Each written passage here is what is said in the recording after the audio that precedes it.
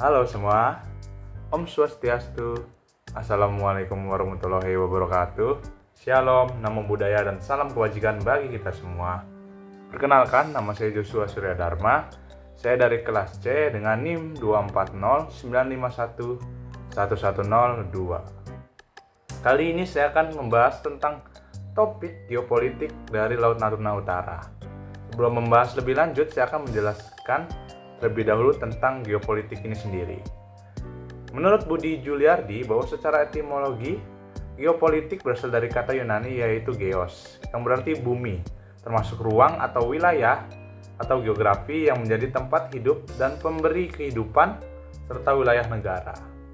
Sementara itu politik berasal dari kata politeia. Politeia itu sendiri berasal dari kata polis, yang berarti kota atau negara, atau kesatuan masyarakat yang berdiri sendiri. Dari teia yang berarti kebijakan atau urusan yang bermakna kepentingan umum warga negara suatu bangsa.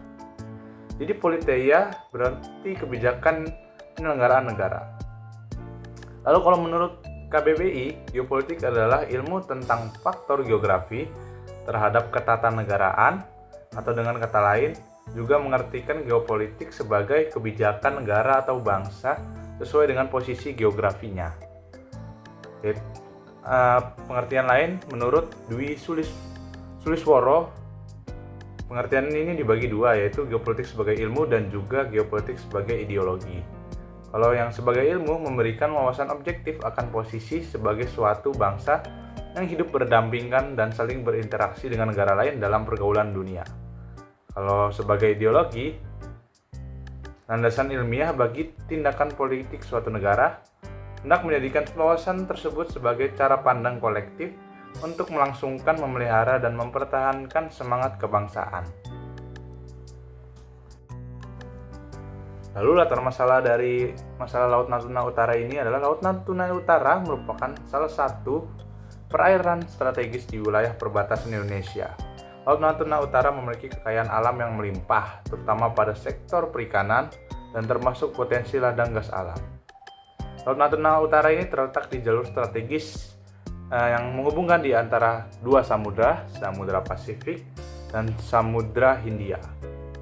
Memiliki wilayah ini dapat memberikan keunggulan dengan yang strategis dalam navigasi laut dan perdagangan internasional. Dengan adanya Laut Natuna Utara, selain membawa dampak positif, hal ini juga membawa tantangan seperti keamanan pada laut perbatasan yang perlu ditangani dengan cermat dan bijaksana. Tantangan ini adalah ketika beberapa negara tetangga, terutama Cina, yang memiliki klaim tumpang tindih dengan klaim Indonesia atas Laut Natuna Utara. Nah, kepentingan nasional Indonesia di Laut Natuna Utara ini dapat dilihat melalui tiga perspektif utama, yaitu ekonomi, keamanan, dan diplomasi. Dari segi ekonomi, Laut Natuna Utara memiliki potensi besar dalam eksplorasi sumber daya alam, terutama minyak dan gas. Pengelolaan sumber daya ini menjadi salah satu kepentingan utama Indonesia untuk memastikan kemandirian energi dan peningkatan pendapatan nasional. Ekonomi Indonesia sangat bergantung pada sumber daya yang ada di Laut Natuna Utara. Cadangan gas alam di Blok Natuna merupakan salah satu yang terbesar di Asia Tenggara dan memiliki potensi besar untuk memenuhi kebutuhan energi domestik maupun ekspor. Oleh karena itu, keamanan maritim di wilayah ini menjadi krusial untuk menjamin kelangsungan eksploitasi sumber daya tersebut.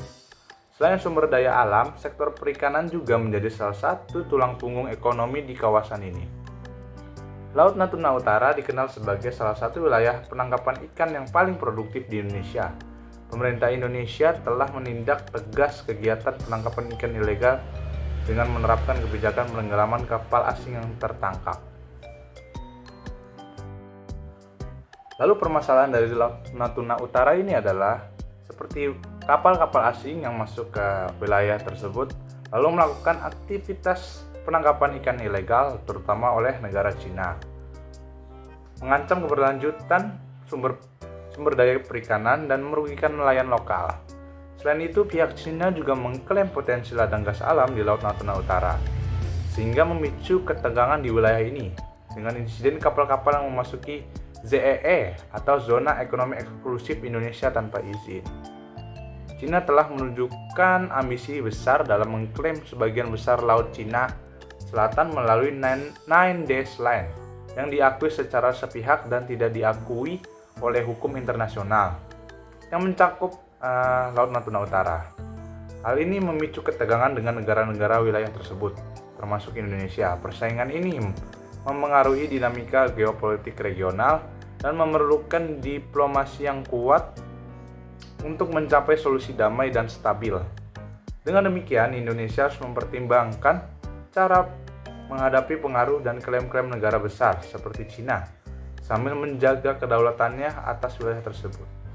Lebih lanjut, kehadiran militer Cina yang semakin intensif di Laut Cina Selatan atau di Laut Natuna Utara, termasuk pembangunan pulau, buatan dan pangkalan militer, menambah tekanan terhadap negara-negara di sekitarnya.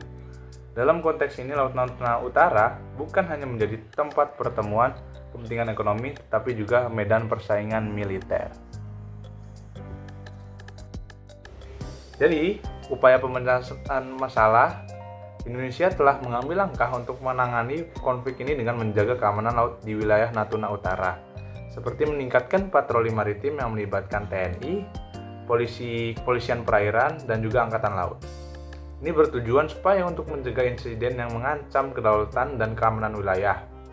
Sebagai negara yang memiliki posisi strategis di kawasan Asia Tenggara, menurut saya Indonesia perlu mempertahankan hubungan baik dengan negara-negara tetangganya, sambil menjaga kedaulatan teritorialnya. Menjalin dialog dengan negara tetangga yang memiliki klaim di wilayah ini, terutamanya Cina. Diplomasi ini dilakukan baik secara bilateral maupun multilateral melalui ASEAN, supaya mencapai solusi yang damai dan adil untuk semua pihak, untuk menghindari konflik dan memastikan kestabilitas kawasan ini. Indonesia pun berperan aktif dalam kerjasama regional agar memperkuat keamanan maritim dan menjaga perdamaian di kawasan Laut Natuna Utara ini. Permasalahan ini juga memberikan peluang bagi negara Indonesia. Menurut saya, yaitu peluang untuk memperkuat posisi strategisnya di kawasan ini. Melalui peningkatan kerjasama regional dan internasional, negara kita dapat meningkatkan kapabilitas maritimnya dan membangun aliansi strategis yang menguntungkan satu sama lain. Selain itu, pengembangan ekonomi maritim termasuk pariwisata dan perikanan dapat memberikan manfaat ekonomi yang signifikan bagi negara.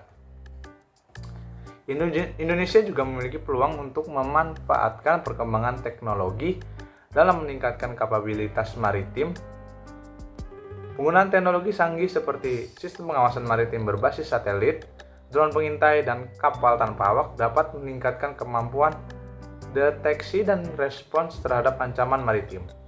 Investasi dalam penelitian dan pengembangan teknologi maritim juga dapat membuka peluang baru bagi Indonesia dalam mengelola dan memanfaatkan sumber daya lautnya secara lebih efisien. Lalu kesimpulannya menurut saya yaitu untuk menghadapi dinamika geopolitik di Laut Natuna Utara, negara kita ini perlu menerapkan strategi yang komprehensif dan juga terintegrasi. Kapabilitas militer yang kuat, kerjasama internasional yang efektif, serta diplomasi yang proaktif juga diperlukan untuk kebijakan keamanan maritim. Dengan begitu, negara kita dapat menangani tantangan dan mengelola peluang yang timbul di persaingan di kawasan Laut Natuna Utara ini, serta memastikan kedaulatan dan keamanan maritimnya. Mengembangkan kerjasama internasional dan regional juga memanfaatkan teknologi canggih, Indonesia dapat memperkuat posisinya di kawasan dan menghadapi tantangan yang ada. Selain itu, perkembangan ekonomi maritim juga dapat memberikan manfaat jangka panjang bagi Indonesia, baik dari segi ekonomi maupun keamanan. Dengan pendekatan yang komprehensif dan terkoordinasi, Indonesia dapat memastikan keamanan dan stabilitas di Laut Natuna Utara sekaligus memperkuat kedaulatan dan kepentingan nasionalnya. Begitu tentang permasalahan geopolitik dari Laut Natuna Utara dan latar belakangnya, permasalahannya dan cara penyelesaiannya. Menurut saya, mohon maaf jika ada perkataan yang salah dari saya, mohon dimaafkan. Jadi sekian dari saya Joshua, saya pamit undur diri. Terima kasih.